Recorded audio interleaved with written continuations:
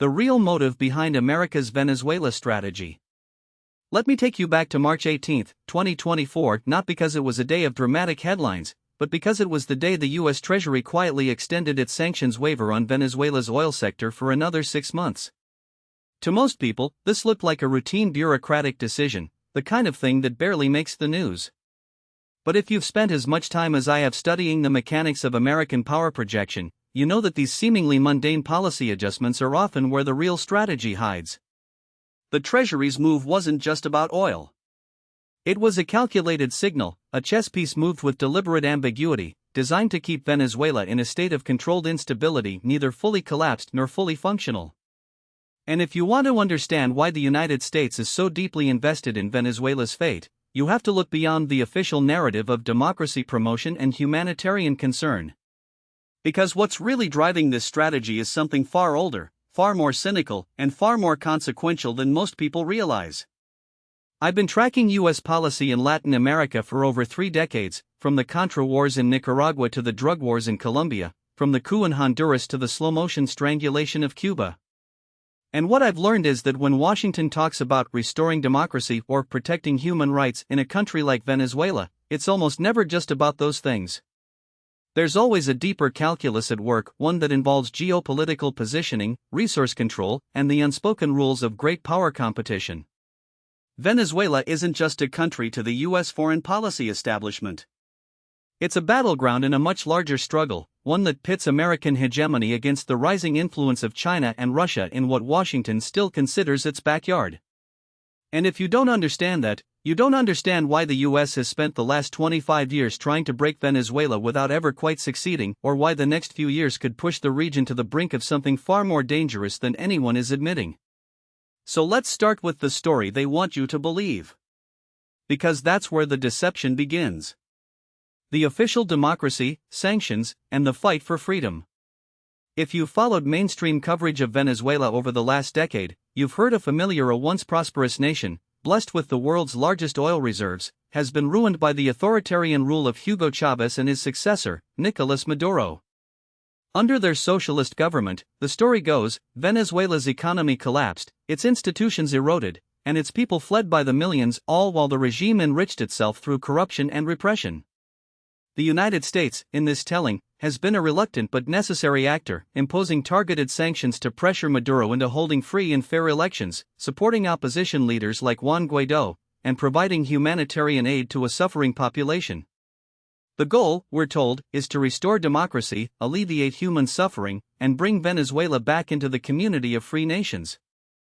The data seems to support this narrative at first glance. Venezuela's GDP has contracted by more than 75% since 2013, one of the worst economic collapses in modern history outside of war. Hyperinflation reached 1,000,000% at its peak. More than 7 million Venezuelans, nearly a quarter of the population, have fled the country, creating one of the largest refugee crises in the world. The U.S. government's own reports paint a grim. The State Department accuses Maduro's regime of human rights abuses, drug trafficking, and electoral fraud.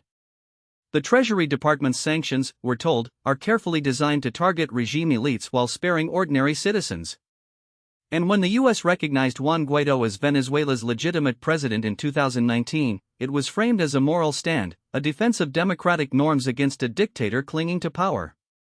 Even the recent shift in U.S. policy, relaxing some sanctions in exchange for electoral concessions, seems to fit this story. In October 2023, the Biden administration struck a deal with in return for allowing opposition candidates to run in the 2024 presidential election. The U.S. would ease sanctions on Venezuela's oil, gold, and financial sectors. When Maduro followed through by releasing political prisoners and allowing some opposition figures to campaign, the Treasury extended the sanctions waiver in March 2024. To the casual observer, this looks like diplomacy. The U.S. is using its leverage to nudge Venezuela toward democracy, one step at a time. But here's the problem with this: it's not just incomplete. It's actively misleading.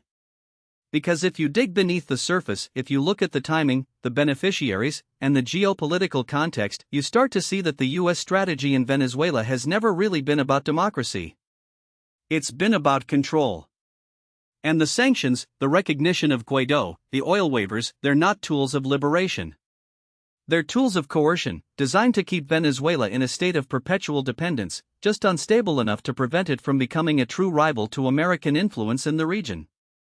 The question isn't whether Maduro is a Democrat. The question is why the US has spent 2 decades trying to break Venezuela without ever quite succeeding, and what that tells us about the real motives behind American power. Deconstructing the what they're not telling you. Let's start with the sanctions. The US government will tell you that its measures against Venezuela are targeted, designed to hurt the regime while sparing ordinary people. But the data doesn't support this.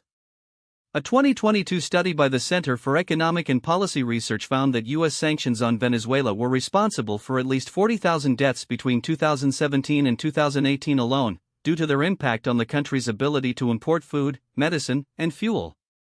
The UN Special Rapporteur on Unilateral Coercive Measures, Elena Duhan, visited Venezuela in 2021 and concluded that US sanctions had exacerbated pre-existing calamities and directly and indirectly contributed to the country's economic collapse.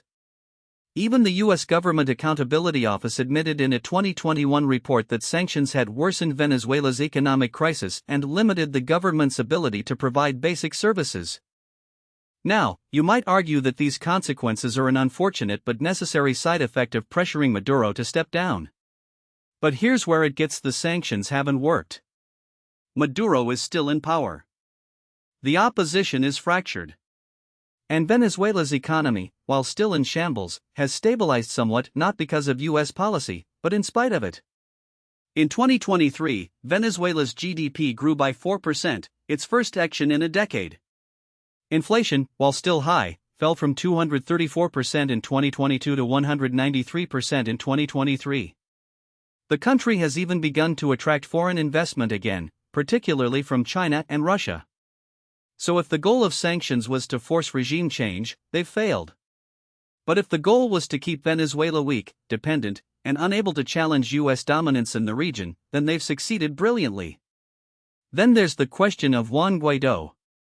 In January 2019, the US and more than 50 other countries recognized Guaidó, the then president of Venezuela's National Assembly, as the country's legitimate leader. The move was hailed as a bold stand for democracy. But here's what they didn't tell Guaidó: had no real power. He controlled no territory, no military, no bureaucracy. His government existed only in the imaginations of his foreign backers. And when the US tried to force the issue by attempting to deliver humanitarian aid across the Colombian border in February 2019, in what was clearly a provocation designed to spark a confrontation, Maduro's forces blocked it, and Guaidó's moment passed. By 2020, even some of his initial supporters in the US were quietly distancing themselves. In 2023, the Biden administration effectively abandoned him, shifting its focus to direct negotiations with Maduro. So why did the US back Guaidó in the first place? Not because he was a viable alternative to Maduro, but because he provided a pretext for escalating pressure on Venezuela.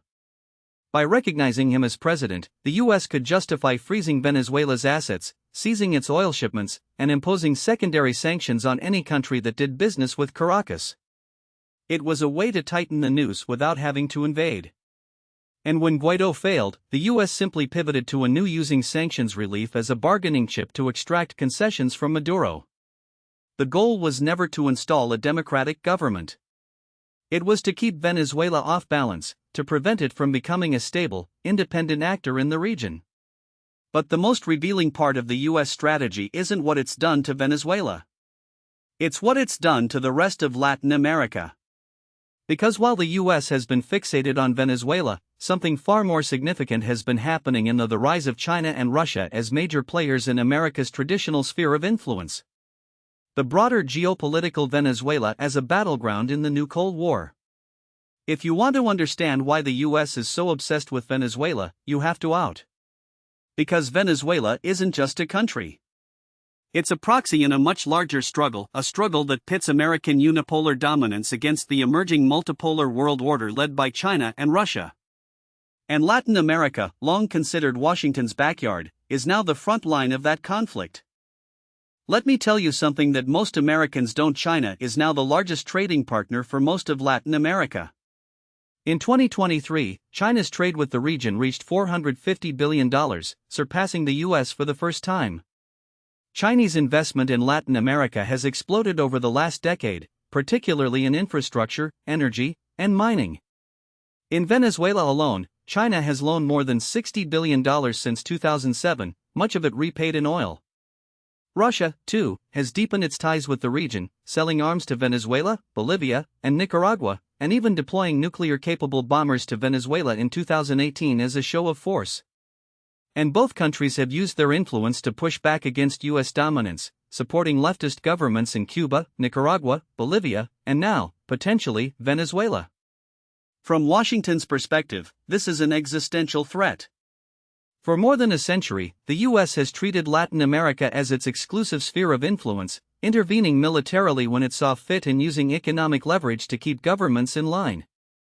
The Monroe Doctrine, first articulated in 1823, declared that any European interference in the Americas would be seen as a hostile act against the U.S. And while the doctrine has been officially retired, its spirit lives on in U.S. policy. The idea that China and Russia could establish a permanent foothold in the region, building military bases, controlling critical resources, and undermining U.S. influence is Washington's worst nightmare. Venezuela is the perfect example of this dynamic. It's not just that Venezuela has the world's largest oil reserves. It's that Venezuela, under Chavez and Maduro, has been one of the most vocal opponents of U.S. hegemony in the region. Chavez called George W. Bush the devil at the UN. He sold oil to Cuba at discounted rates, defying the U.S. embargo. He aligned with Iran, Russia, and China, forming a bloc of anti-American states that Washington saw as a direct challenge to its dominance. And when the U.S. tried to isolate Venezuela through sanctions, through support for coups, through diplomatic pressure, China and Russia stepped in, providing loans, investment, and political cover. This is the real reason the U.S. can't let Venezuela go. It's not about democracy. It's about power. If Venezuela were to stabilize under Maduro, or, worse, under a successor who continued his policies, it would become a model for other leftist governments in the region. It would show that a country can defy the U.S., align with its rivals, and still survive. And that's something Washington cannot tolerate. But here's where it gets even more complicated. Because while the U.S. is trying to contain Venezuela, it's also trying to contain China and Russia. And in that effort, Venezuela is both a liability and an opportunity. On the one hand, a stable, pro-U.S. Venezuela would be a strategic asset, a source of oil, a counterweight to Cuba and Nicaragua, and a bulwark against Chinese and Russian influence.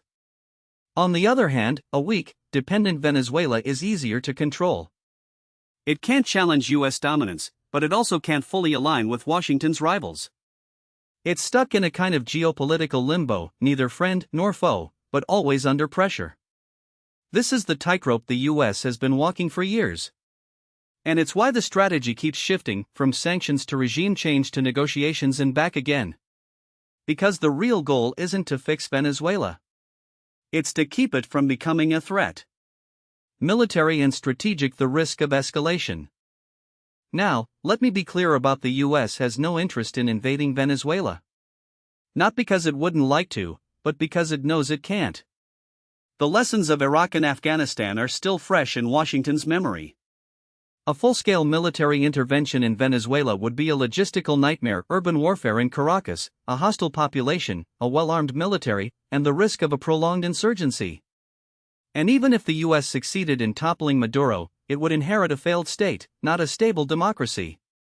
The last thing the Pentagon wants is another quagmire in Latin America. But that doesn't mean the military option is off the table.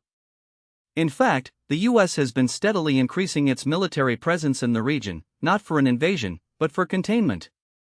Since 2019, the U.S. has exited its military bases in Colombia, Guyana, and the Dutch Caribbean. It has conducted joint exercises with regional allies, including a 2023 drill in Guyana that simulated a response to a Venezuelan invasion. And it has ramped up intelligence sharing with countries like Brazil and Colombia, both of which have their own reasons for wanting to keep Venezuela in check. The most dangerous flashpoint, though, isn't on land. It's at sea. Venezuela's territorial waters are rich in oil and gas, and its exclusive economic zone overlaps with those of Guyana and Trinidad and Tobago. In 2023, Guyana discovered massive offshore oil reserves, and ExxonMobil has been leading the exploration. Venezuela, which has long claimed the Essequibo region as its own, has responded with military posturing, including naval exercises near the disputed waters. The U.S., in turn, has conducted joint patrols with Guyana's military, raising tensions to their highest level in decades. This is where the risk of escalation becomes real.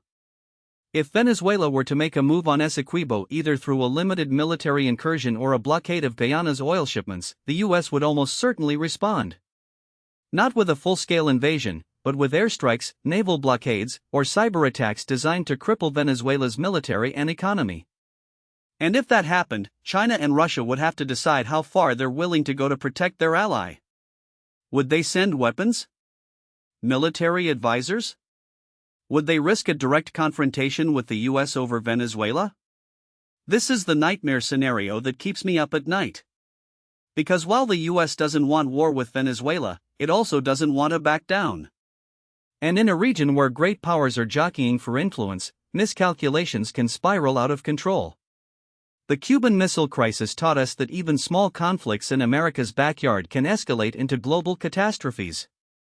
And with China and Russia now deeply embedded in Venezuela's economy and military, the stakes are higher than they've been in decades. The domestic political why Venezuela matters in Washington. Of course, U.S. policy toward Venezuela isn't just about geopolitics. It's also about domestic politics. And if you want to understand why the U.S. keeps doubling down on a failing strategy, you have to look at the incentives inside the Beltway. Let's start with Florida.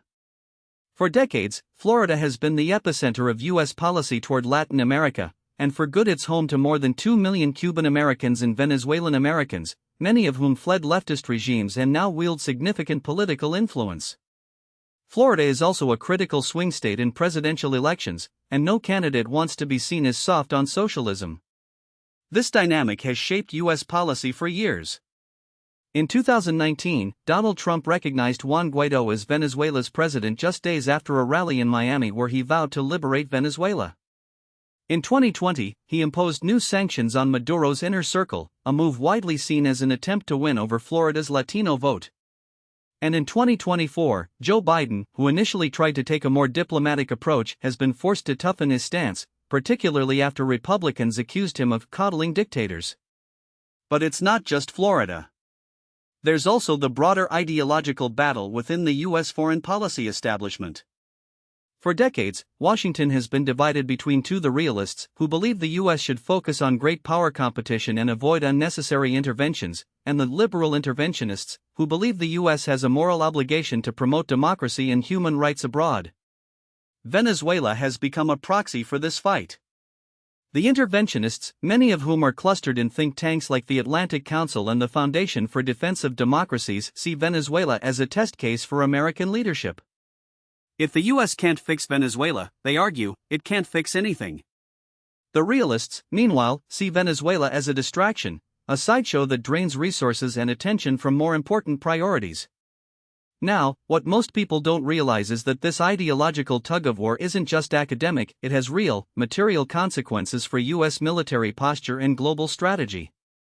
Venezuela isn't just a political football, it's a case study in how Washington's obsession with regime change can distort broader geopolitical priorities. And if you want to understand why the U.S. keeps stumbling into strategic blunders, you have to follow the money and the bases. Let me explain why this matters. The U.S. Southern Command, or SOUTHCOM, has long treated Latin America as its backyard, a region where American hegemony was supposed to be uncontested. But over the past 2 decades, that assumption has been shattered.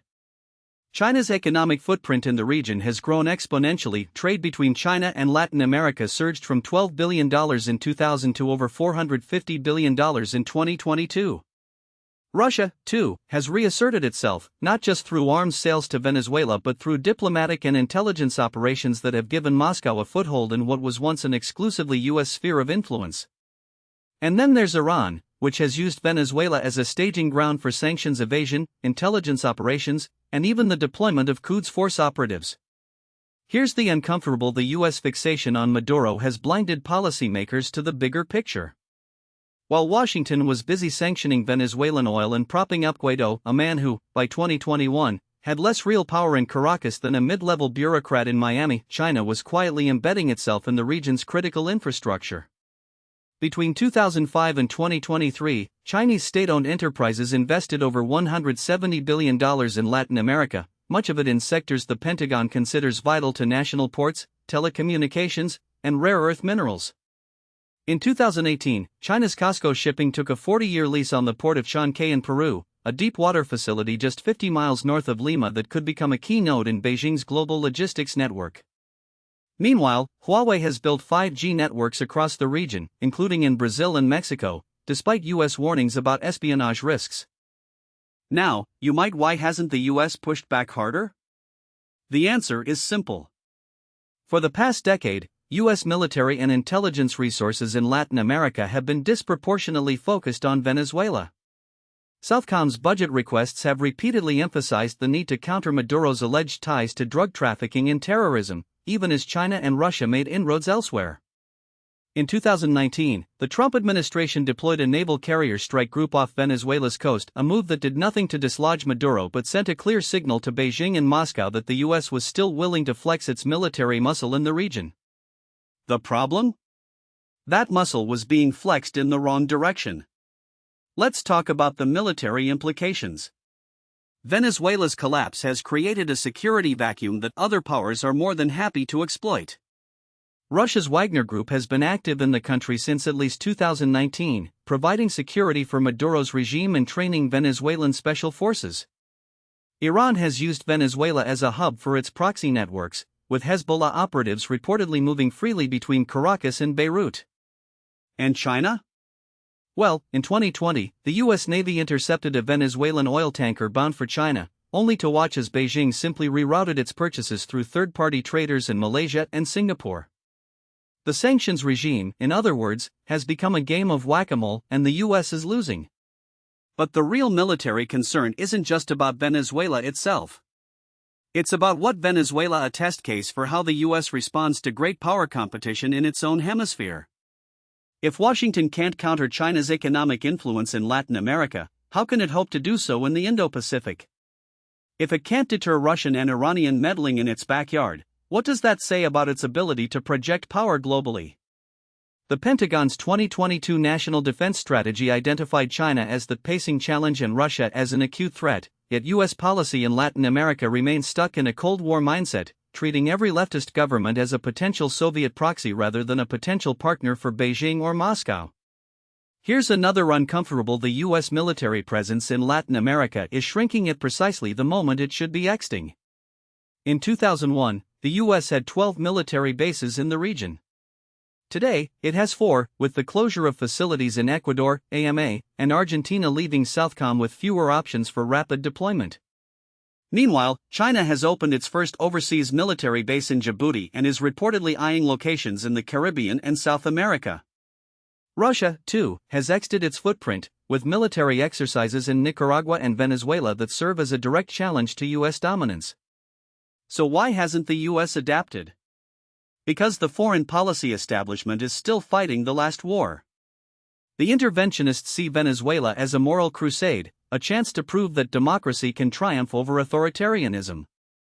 The realists see it as a distraction, but they've been outmaneuvered by the political incentives in Florida and the ideological fervor of the Beltway's think tank circuit. And the military? It's caught in the middle, forced to allocate resources to a failing strategy while its adversaries make quiet but decisive gains. Let me be: I'm not arguing that the US should abandon its interests in Latin America. Far from it. But the current approach, a mix of sanctions, saber-rattling, and half-hearted diplomacy, isn't working. If the US wants to counter China and Russia in its own hemisphere, it needs a strategy that goes beyond regime change in Caracas. It needs to invest in infrastructure, counterintelligence, and economic statecraft. It needs to recognize that Latin America is no longer a passive partner but a battleground in a new era of great power competition. And most of all, it needs to stop treating Venezuela as the be-all and end-all of US policy in the region. Because here's the: Maduro isn't going anywhere. The sanctions have failed. The military option was never really on the table. And the longer the US clings to this fantasy of a democratic transition in Venezuela, the more ground it cedes to its real competitors. The question isn't whether the US can fix Venezuela. It's whether it can afford to keep trying. Now, what most people don't realize is that this isn't just a foreign policy failure, it's a domestic political trap. The Venezuela strategy has become a kind of ideological Rorschach test for American politics, where the actual facts on the ground matter less than what the issue represents to different factions. For the Republican Party, Venezuela is a proxy war against socialism, a way to rally the base with red meat rhetoric about Maduro's tyranny while ignoring the fact that their own policies, from trade wars to immigration crackdowns, often do more harm to Latin American stability than anything coming out of Caracas. For Democrats, it's a moral litmus test, a chance to signal virtue by condemning human rights abuses while offering no real alternative to the status quo. And for the broader electorate? Most Americans couldn't find Venezuela on a map, but they've been conditioned to see it as a symbol of everything wrong with U.S. foreign policy, either as proof that America is an imperialist bully or as evidence that it's too weak to stand up to dictators. Let me explain why this matters. The 2024 election cycle has already turned Venezuela into a political football, and the consequences are going to be ugly. Florida, as always, is the epicenter. The state's Latino vote, particularly its Venezuelan, Cuban, and Nicaraguan communities, has become a critical swing bloc, and both parties are desperate to court it. The problem? These communities aren't monolithic. The older generation of Cuban exiles might still buy into the Cold War narrative of toppling communist regimes, but younger voters, including many Venezuelans who fled Maduro's rule, are far more skeptical of U.S. intervention. They've seen firsthand how sanctions and covert operations can backfire, and they're not interested in another Bay of Pigs. Yet the political class keeps treating them as a single-issue constituency, as if the only thing they care about is regime change in Caracas. Here's the uncomfortable: the U.S. isn't just failing to achieve its objectives in Venezuela, it's actively undermining its own long-term interests by turning the issue into a domestic wedge. Take the 2020 election, for example. Trump's hardline stance on Venezuela played well with his base, but it also alienated younger Latino voters who saw it as performative cruelty. Biden, meanwhile, has tried to thread the needle, maintaining sanctions while offering temporary protected status to Venezuelan migrants, but his administration's mixed messaging has satisfied no one. The left wing of the Democratic Party, led by figures like Bernie Sanders and Alexandria Ocasio-Cortez, has pushed back against the sanctions regime, arguing that it's a form of collective punishment that hurts ordinary Venezuelans more than the regime. But their critiques have been drowned out by the bipartisan consensus that Maduro must go, no matter the cost. The real danger here isn't just that the U.S. is stuck in a policy dead end, it's that the domestic political incentives are pushing it toward even more reckless behavior. Consider the 2023 bipartisan bill that authorized the use of military force to counter Russian and Chinese influence in Latin America. The language was deliberately vague, but the subtext was Venezuela is now officially part of the great power competition, and the U.S. is willing to escalate to avoid losing face. Never mind that Russia and China's presence in Venezuela is largely economic, not military. Never mind that the U.S. has far more leverage in the region than either of its rivals. The narrative has been if America doesn't do something about Venezuela, it's a sign of weakness. Now, let's talk about the scenarios. The most likely outcome, in my view, is that the U.S. will continue its current strategy of sanctions, diplomatic isolation, and occasional covert operations, what I call the death by a thousand cuts approach. Maduro will remain in power, the economy will continue to stagnate, and the U.S. will keep pretending that the next round of sanctions or the next opposition figure will finally break the regime. Meanwhile, China will deepen its economic ties, Russia will maintain its military cooperation, and the U.S. will find itself increasingly sidelined in its own hemisphere. But there are two wildcards that could change the equation. The first is a sudden collapse of the Maduro regime, not because of U.S. pressure, but because of internal fractures. Venezuela's military is a black box, but we know that it's not monolithic. There are factions that are loyal to Maduro, factions that are loyal to Diosdado Cabello, and factions that are just in it for the money. If the economic situation deteriorates further, or if Maduro makes a misstep that alienates key allies, we could see a palace coup. The US would undoubtedly claim credit, but the reality is that it would be a Venezuelan affair, not an American one.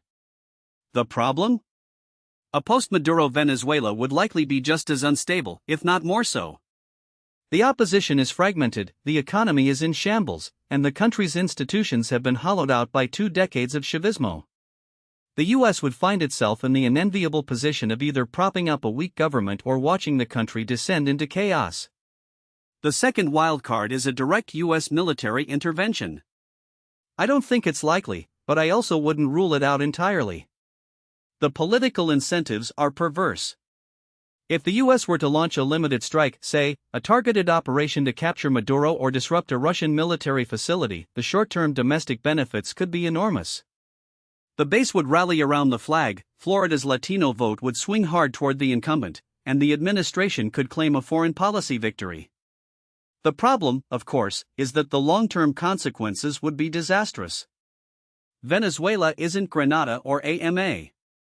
It's a country of 28 million people with a well-armed military and a history of resistance to foreign intervention. A US invasion would trigger a humanitarian catastrophe, further destabilize the region, and hand China and Russia a propaganda victory they'd exploit for decades. Here's the neither of these scenarios is in America's interest. The first would leave the US with a failed state on its doorstep, the second would turn Venezuela into a quagmire. And yet, the domestic political logic keeps pushing toward them. That's the real tragedy of the Venezuela strategy. It's not just that it's failing, it's that it's failing in a way that makes it politically impossible to change course. The establishment has invested too much in the narrative of Maduro as a villain, the opposition as a savior, and the US as the indispensable nation. To admit that the strategy isn't working would be to admit that the entire framework is flawed. So where does that leave us? In the short term, I expect more sanctions, more diplomatic posturing, more covert operations. The Biden administration will try to keep the issue on the back burner until after the election, but the Republicans will use it as a cudgel, accusing the White House of being soft on socialism. The media will continue to treat Venezuela as a morality play, with Maduro as the mustache-twirling villain and Juan Guaidó as the plucky underdog. And the American public? They'll keep seeing Venezuela through the lens of domestic politics, not as a real country with real people and real complexities. In the long term, though, the US is going to have to make a choice. It can either double down on a strategy that has failed for 2 decades, or it can accept that Venezuela is no longer a problem to be solved but a reality to be managed. That doesn't mean abandoning the Venezuelan people or giving up on democracy.